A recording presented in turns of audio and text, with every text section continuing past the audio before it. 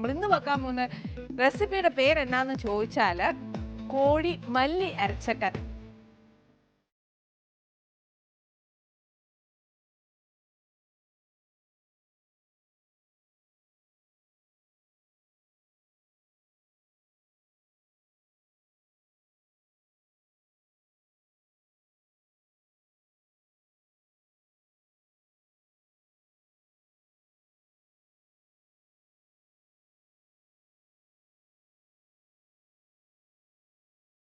അതിന് ഒരുപാട് പ്രയാസങ്ങളൊന്നുമില്ല. പക്ഷെ എന്നാൽ ഞാനിത് ഉണ്ടാക്കുമ്പോഴത്തേനും എനിക്ക് എപ്പോഴും എന്നാണെന്നറിയാമോ, ഈ ഇറച്ചിയിൽ എണ്ണയിലൊന്ന് പുരട്ടി നമ്മൾ എന്നാ പറയുന്നത്, ആ പൊടിയെല്ലാം ഒന്ന് പുരട്ടി വെച്ചില്ല എന്നുണ്ടെങ്കിൽ എനിക്ക് ഒരു വലിയ മനപ്രയാസം. എന്നാന്ന് വെച്ചാൽ ഇറച്ചിയിലൊന്നും പിടിച്ചില്ലല്ലോ എന്നുള്ളൊരു ഇറച്ചിക്ക് പച്ചച്ചോയോ ചോദിക്കുമോ എന്നൊക്കെ വിചാരിച്ചുണ്ടല്ലോ നമ്മൾ ആ കറി തന്നെ കൂട്ടാൻ മടുക്കും. അതുകൊണ്ട് എന്നാ ചെയ്യും, ഞാൻ ആദ്യമേ നമ്മുടെ പൊടിയെല്ലാം ചേർത്ത് വേവിച്ചെടുത്തൊക്കെ ചെയ്യത്തുള്ളൂ. അതേ കൂട്ട് തന്നെയാണ് ഞാൻ ഇന്നും ചെയ്യാൻ പോകുന്നത്. എന്നാ നമുക്ക് അതിന് വേണ്ട സാധനങ്ങൾ എന്നാന്നറിയാം, നമ്മളെല്ലാം കോഴിക്കറിക്ക് വെക്കുന്ന കൂട്ട് എല്ലാ സാധനങ്ങളും ഒന്നും വേണ്ട. പക്ഷെ എന്നാൽ മല്ലി ഒരു ഇച്ചിരി കൂടുതലാണ് വേണ്ടത്. പക്ഷെ മല്ലി എടുക്കുമ്പോഴത്തേന് മറ്റേ തനി മല്ലി എടുക്കുവാന്നേൽ ഇച്ചിരി ശ്രദ്ധിച്ചോണം.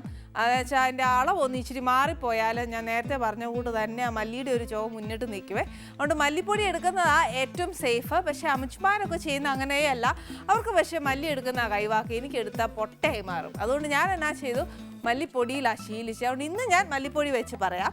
അപ്പോൾ എഴുതിക്കോ എന്നാക്കിയാ വേണ്ടിയെന്നേ. ഇതിപ്പോൾ 1 കിലോ കോഴിയാന്നേ.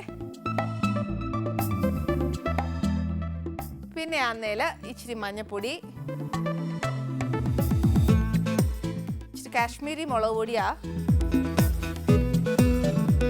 മുളക് പൊടി കുറച്ചാ ചേർക്കുന്നത്. അതുകൊണ്ട് എരിവ് വേണമെന്നുണ്ടെങ്കിൽ കാശ്മീരി ചേർക്കണ്ട, മറ്റേ ചേർത്താച്ചാൽ മതിയേ.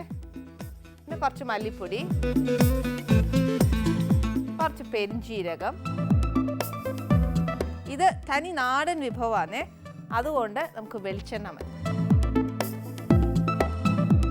പിന്നെ ഈ കറി വെക്കണമെങ്കിൽ ഒരു ഇച്ചിരി മെനക്കെട്ടുള്ള കാര്യം എന്നാന്നോ, ഇച്ചിരി ചെറിയ ഉള്ളി വേണം. പിന്നെ ഒരു 2 തക്കാളി. പിന്നെ ആന്നേൽ കുറച്ച് വിനീഗർ, 2ാം പാല്, പിന്നെ 1ാം പാല്, പിന്നെ കുറച്ച് ഗരം മസാല.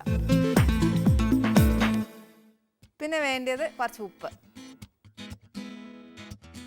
ഇനി എന്നാന്നറിയാമോ, ഇപ്പം എനിക്ക് ബേസിക്കലി ഞാൻ പറയുന്നത് എന്നാന്ന് വെച്ചാൽ, നമ്മൾ അരച്ച് പൊടിയെല്ലാം അരച്ച് വെച്ചും അതിനകത്ത് നമ്മൾ ഇറച്ചിയിലൊന്ന് പുരട്ടി വെച്ചേച്ച് വേവിച്ചിട്ട് വറുത്തെടുക്കാം. അതല്ല എന്നുണ്ടെങ്കിൽ നമ്മളൊന്ന് പുരട്ടി വെച്ച് ഡയറക്റ്റായിട്ട് വറുത്തെടുത്തേച്ച് പിന്നെ വേവിച്ചാലും മതി. കാര്യം നമുക്ക് 1ാം പാലും ഉണ്ട് 2ാം പാലും ഉണ്ട്, അതിൽ വേവിച്ചാലും മതി. ഇപ്പം ഞാൻ 2 ചെയ്താലും സെയിം ആന്നു.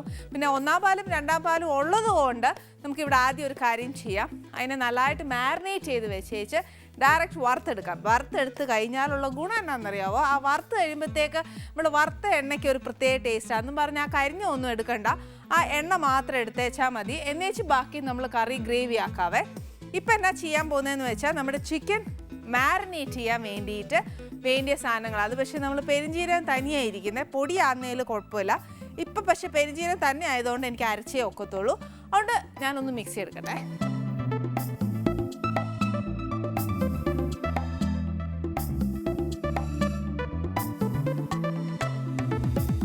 കുറച്ച് മഞ്ഞൾപ്പൊടി,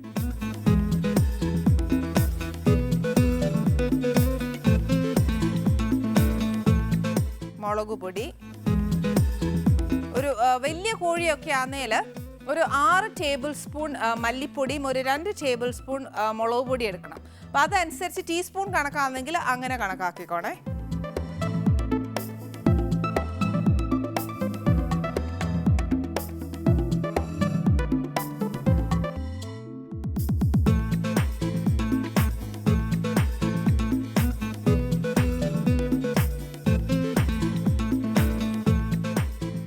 ഞാനന്നേലും ടീസ്പൂൺ കണക്കിട്ടോണ്ട് ഒരു 6 തന്നെയാണ് കണക്കിട്ടേക്കുന്നത്. പിന്നെ കോഴിയുടെ വലുപ്പമൊക്കെ നോക്കി വെച്ചും ഇട്ടോണം കേട്ടോ. പെരിഞ്ചീരകം ആണെങ്കിൽ 1 ടീസ്പൂണോളം ഇട്ടു. ഇനിയാന്നു ഇച്ചിരി പാടെന്നാന്നറിയോ, ഇതങ്ങോട്ട് അരയാൻ പൊടിയല്ലയോ, അന്നേരം പിന്നെ അരയാനാന്നേലും ഒരു ഇച്ചിരി പ്രയാസമാണ്. അന്നേരം എന്നാ ചെയ്യണം, എളുപ്പവഴിയാന്നേ 2 ചെറിയ ഉള്ളിയും കൂടി ഇതിനകത്തോട്ടങ്ങ് ഇട്ടു.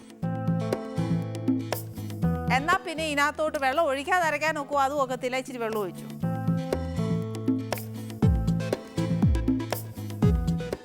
ഒന്നിച്ച് നല്ലൊരു ഫൈൻ പേസ്റ്റ് ആക്കണം, നല്ല പേസ്റ്റ് ആക്കണം.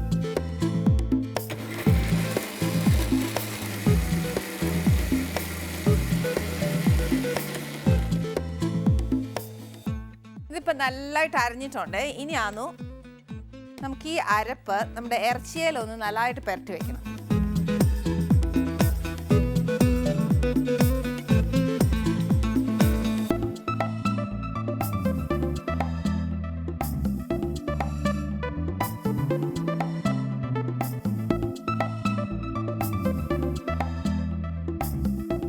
ഇതിനകത്തോട്ട്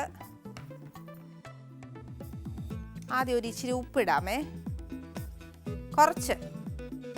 അന്നേച്ച് ഗ്രേവിയിലാന്നേലും നമ്മൾ ഇടാനുള്ളയാ, അന്നേരം കുറച്ചിട്ടാൽ മതി. അന്നേച്ച് ഇതിനകത്ത് ആവശ്യമുള്ള, അതായത് ഇത്രയും ചിക്കൻ പുരട്ടാനുള്ള ഗ്രേവി മാത്രം ഇതിനകത്തോട്ട് ആദ്യം ചേർക്കുക. മീനൊക്കെ അരച്ച് പുരട്ടുകയല്ലേ എന്ന് പറഞ്ഞ കൂട്ട് ഇതിനകത്ത് പെരളാനുള്ള മാത്രം ആദ്യം ചേർക്കണേ.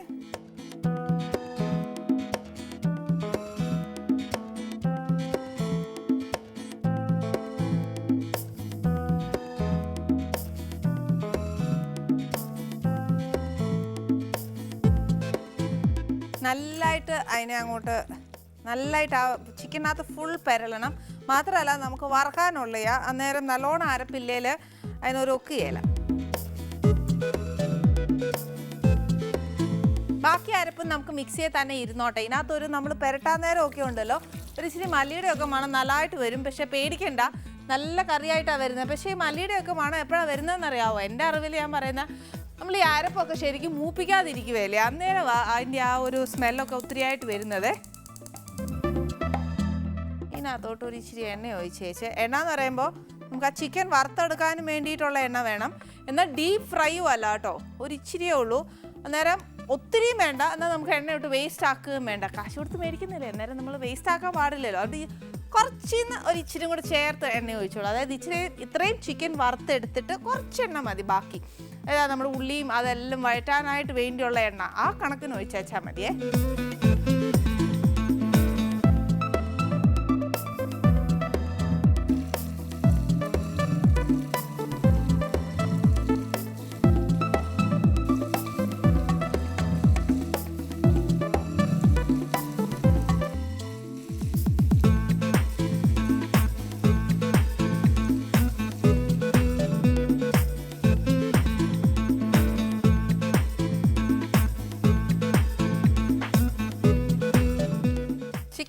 ഡയറക്റ്റായിട്ട് ഇട്ട് കഴിഞ്ഞാൽ വേവിച്ചില്ലായിരുന്നല്ലോ, അന്നേരം ഇതിനകത്ത് എന്തായാലും വെള്ളമുണ്ട്.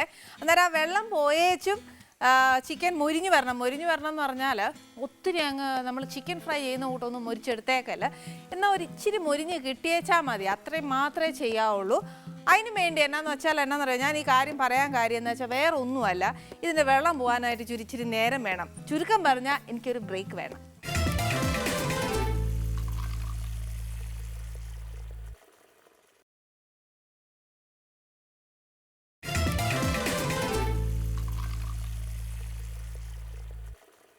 Welcome back to Annie's kitchen.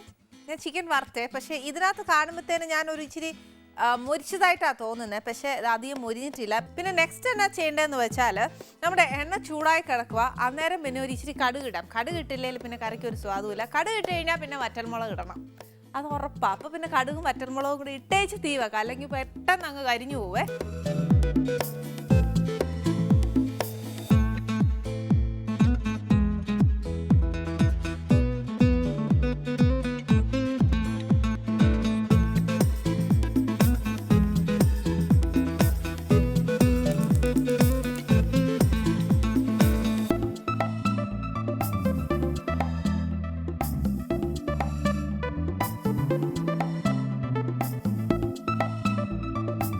വറ്റൽമുളക് ഒരു 2, 3, 4 എണ്ണ കണക്കെന്ന് വെച്ചാൽ അത് ചേർത്ത് വെച്ചാൽ മതി. കറിക്കകത്തോട്ട് ലാസ്റ്റ് നമ്മളിത് വിളമ്പാൻ നേരം ഉണ്ടല്ലോ, അതിങ്ങനെ കിടക്കുന്ന കാണുമ്പോഴത്തേന് തന്നെ നല്ല രസമല്ലേ. ഇത് രണ്ടും ഇട്ട് കഴിഞ്ഞാൽ പിന്നെ ഇതിന് ഇട്ടില്ലെങ്കിൽ എണ്ണ അല്ലേ, കറിക്കൊരു എന്നാ പറയുക, ഒരു ഉഷാറ് വരില്ല.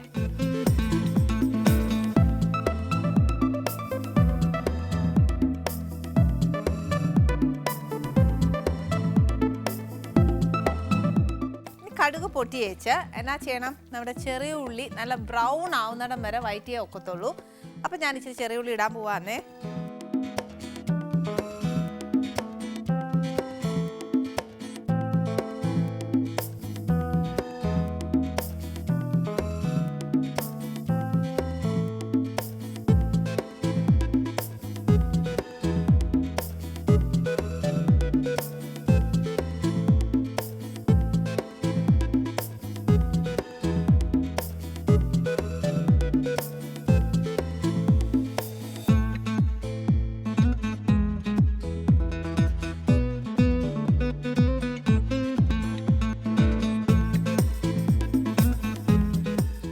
ഏകദേശം ബ്രൗൺ ആയിട്ടുണ്ട്. ഇനി എന്നാന്ന് വെച്ചാൽ നമുക്ക് ടൊമാറ്റോ അരിഞ്ഞു വെച്ചേക്കുന്നത് ഇത്ര മുഴുത്തതായിട്ട് അരിയണമെന്നില്ല, കുഞ്ഞു കുഞ്ഞായിട്ട് അരിഞ്ഞു വെച്ചാലും മതി. പക്ഷേ ഇടുമ്പം ഒരു സ്ട്രെയിറ്റ് ഹാഫ് അല്ലെന്നുണ്ടെങ്കിൽ എന്നാന്നറിയോ, 1-2 കഷ്ണം ഈ കനമില്ലാത്തതുണ്ടല്ലോ വെച്ചേക്കണം. ലാസ്റ്റ് നമ്മളൊന്ന് വാങ്ങാൻ നേരം ഇടാനാന്നേ. അന്നേച്ച് ഇതും നല്ലതായിട്ടൊന്ന് വഴറ്റണം. വഴറ്റണമെന്ന് വെച്ചാൽ അതിനും നല്ല അതിൻ്റെ ജ്യൂസ് മുഴുവൻ വെളിയിൽ വന്ന് നമ്മുടെ ടൊമാറ്റോ ആന്നേൽ ഇതിനകത്തോട്ട് നല്ലതായിട്ട് അങ്ങ് ചേരുവേലേ എന്ന് പറഞ്ഞ കൂട്ട് തന്നെ ഇതും നല്ല അസലായിട്ടൊന്ന് വഴന്ന് കിട്ടണം. നമ്മൾ ഓരോ ഇൻഗ്രീഡിയൻറ്റ് ചേർക്കുമ്പോഴത്തേക്ക് കറിവേപ്പില ഇടാൻ മറക്കണ്ട. ഇട്ടുകൊണ്ടിരിക്കുക, പിന്നെ ഇൻഗ്രീഡിയൻറ്റ് ചേർക്കുമ്പോൾ ഇടുക, അല്ലാതെ ഇടുക. നല്ല ടേസ്റ്റ് ആയിരിക്കും കേട്ടോ. ഇനിയാന്നു നെക്സ്റ്റ് ചെയ്യാൻ പോകുന്നത് എന്താണെന്ന് വെച്ചാൽ, ഇപ്പം നമ്മൾ ടൊമാറ്റോ ഇട്ടേക്കുക, ഇതിൻ്റെ കൂടെ നമ്മൾ ബാക്കി അരച്ച് വെച്ചേക്കുന്ന ഒരു പേസ്റ്റ് ഇല്ലേ, ആദ്യം ഇറച്ചിയെ പുരട്ടിയത്, അതും കൂടി ഇതിനകത്ത് ഇട്ടേച്ച് നല്ലതായിട്ടൊന്ന് മുരിയണം. അതായത് നമ്മളെ ആദ്യത്തെ പേസ്റ്റിന് ഇത് നമ്മൾ മൂപ്പിക്കാതെ ഒക്കെയല്ലേ ഇട്ടേക്കുന്ന. അന്നേരം ഇച്ചിരി മൂക്കാൻ വേണ്ടിയിട്ട് നമ്മൾ ഇതിൻ്റെ കൂട്ടത്തിൽ തന്നെ ഇടുവാന്നേൽ അപ്പോൾ ടൊമാറ്റോയും കൂടെ ഇതിൻ്റെ കൂടെ അങ്ങ് ചേരുകയും ചെയ്യും, നമ്മുടെ അരപ്പോട്ട് മൂക്കുകയും ചെയ്യും.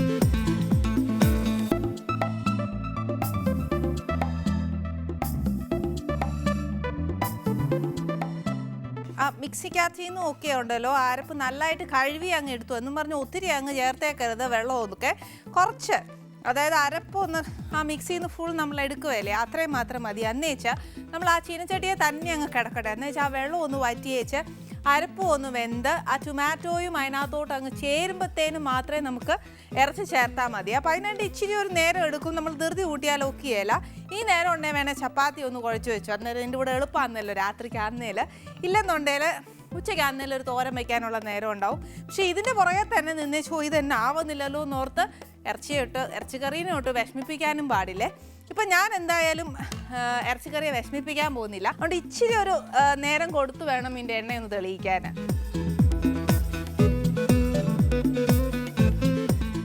ഇവിടെയാണെന്നു എനിക്ക് പറയാനുള്ളത്, അരപ്പ് മൂത്തില്ല എന്നുണ്ടെങ്കിൽ നമ്മളിത് മല്ലിയല്ലേ കൂടുതൽ അരച്ചേക്കുന്നേ, അന്നേരം മല്ലിയുടെ ചുവ മുന്നിട്ട് നിൽക്കും. അതുകൊണ്ട് ഇവിടെയാണെന്നു ഞാൻ പറയുന്നത്, നല്ലോണം മൂപ്പിച്ച ചുവ വരികയില്ല. ഇപ്പം തന്നെ എന്നാ പറയുന്നത്, ഈ ആവി അടിക്കുമ്പോഴത്തേനും ഉണ്ടല്ലോ മല്ലിയുടെ മണമാണ് കൂടുതൽ വരുന്നത്. പിന്നെ ഇതിനകത്ത് ഒരു കാര്യം ശ്രദ്ധിച്ചായിരുന്നോ, സാധാരണ ഇറച്ചിക്കറിക്ക് നമ്മൾ ഇഞ്ചിയും വെളുത്തുള്ളി ഇടും, പക്ഷേ ഇതിനകത്ത് ഇഞ്ചിയും വെളുത്തുള്ളി ഇട്ടിട്ടില്ല. എന്നുവെച്ചും ഈ ഇറച്ചിക്കറി നല്ലതാന്നേലും പിന്നെ പറയണോ, അത് പക്ഷേ ഞാൻ പറഞ്ഞാൽ ഒക്കെയല്ലല്ലോ, വീട്ടിലുണ്ടാക്കിയാലല്ലേ ഒക്കത്തുള്ളൂ. അന്നേരം ഒന്ന് ട്രൈ ചെയ്ത് നോക്കി, എന്നാ എളുപ്പമാണ്. ഇഞ്ചി ഇല്ലേലും വെളുത്തുള്ളി ഇല്ലേലും സവാള ഇല്ലേലും നമുക്ക് ഇറച്ചിക്കറി വയ്ക്കാം.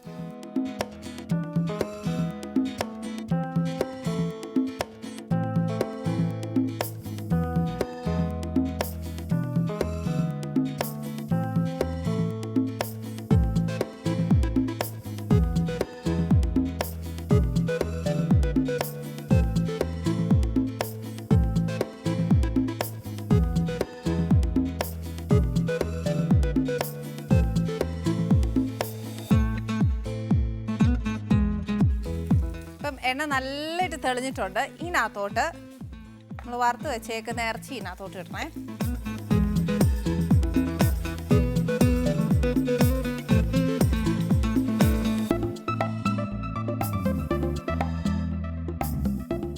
ഇറച്ചി പക്ഷേ ഞാൻ നല്ല മൂപ്പിച്ചതല്ല, ഇങ്ങനെ ആയതാ. വറുത്ത് വെക്കുമ്പോഴത്തേന് അകമൊന്നും വെന്തിട്ടില്ല, ഉള്ള നേര് പറയാലോ. എന്നാലും ഉണ്ടല്ലോ നിങ്ങൾ, പക്ഷേ കണ്ടാലും വിശ്വസിക്കുകയില്ല. കാര്യം ഞാൻ പറഞ്ഞാലോട്ട് കേൾക്കുമെന്നുള്ളത് അറിയാൻ മേല, ഞാൻ അത്രേ ചെയ്തിട്ടുള്ളൂ. പക്ഷേ ഇത് ഇരുന്ന് മൂത്ത് പോയതാട്ടോ. അന്നേരം നിങ്ങളിപ്പോൾ മനസ്സുകൊണ്ട് വിചാരിക്കും, ഓ മുളയെ അത് ഇരുന്ന് തന്നെ മൂത്തതാണ്.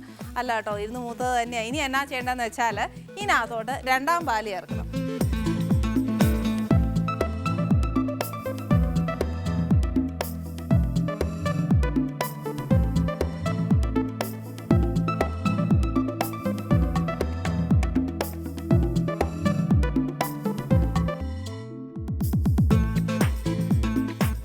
നമ്മുടെ ഇറച്ചി ഒന്ന് നികന്ന് നിൽക്കുന്ന പോലത്തെ 2ാം പാൽ എടുത്തേച്ചാൽ മതി. കാര്യം അതൊന്ന് ഇച്ചിരി ഇറച്ചി ഇറച്ചിയുടെ സ്റ്റോക്കും കൂടെ ഇച്ചിരി ഒന്ന് ഇറങ്ങിക്കഴിയുമ്പോൾ ഇച്ചിരി കൂടി ഒരു വെള്ളമാവേ. അന്നേരം പിന്നെ നമുക്ക് തലപ്പാൽ ഒഴിക്കാനുള്ളതാണ്. അന്നേരം നമുക്ക് എത്രയാണ് ഗ്രേവി വേണ്ടതെന്ന് വെച്ചാൽ അതനുസരിച്ച് 2ാം പാൽ, 1ാം പാൽ നോക്കി വെച്ച് 2ാം പാൽ വറ്റിച്ചെടുത്താൽ മതി. ഇനിയാന്നു ഒരു ഇച്ചിരി ഉപ്പ്, അതായത് നമ്മൾ ആദ്യം ഇറച്ചിക്ക് പുരട്ടാൻ നേരം ഒരു ഇച്ചിരി ഉപ്പ് ചേർത്തായിരുന്നു. അത് പോരാതെ നമ്മുടെ ഗ്രേവിക്കും കൂടെ ഒരു ഇച്ചിരി ഉപ്പ്.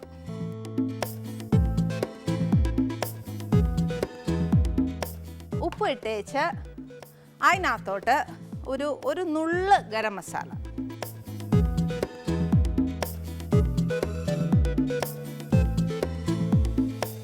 പിന്നെ അന്നേൽ ഒരു 1/2 ടീസ്പൂണോളം വെച്ചോ ഒരു ഇച്ചിരി വിനാഗിരി.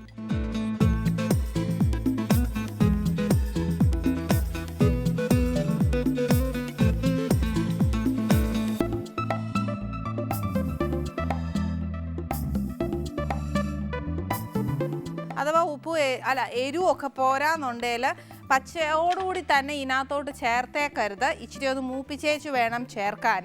ഇനി ഇതിനകത്ത് ഒരുപാട് ജോലിയൊന്നുമില്ല. നമ്മുടെ ഇറച്ചി ഒന്ന് നല്ലതായിട്ടൊന്ന് വേവണം. വെന്ത് ആ കുറുകി വരുമ്പോഴത്തേന് തലപ്പാൽ ഒഴിച്ചേച്ച് ഒന്ന് തിളയ്ക്കുമ്പോൾ വാങ്ങിയാൽ മതി. വാങ്ങിയേച്ച് എന്നാ ചെയ്യണമെന്നറിയോ, നിറച്ച് കറിവേപ്പിലയിട്ട് പ്രസൻറ്റ് ചെയ്താൽ മാത്രമേ ഉള്ളൂ. ഞാൻ 1ാം പാൽ ഒഴിച്ചേച്ച് നമ്മുടെ കറി ദേണ്ട ഈ കളറിലിരിക്കുവേ.